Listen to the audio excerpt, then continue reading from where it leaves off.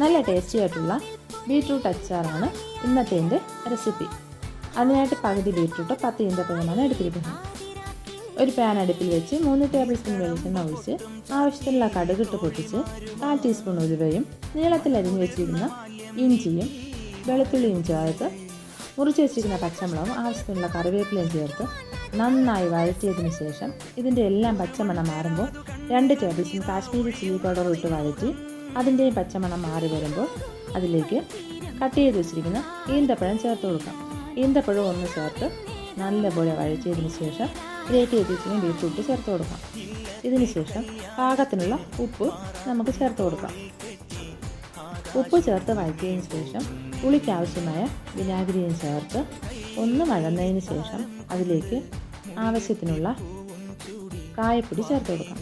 കായപ്പൊടിയും ചേർത്ത് നല്ലതുപോലെ ഒന്ന് വഴറ്റി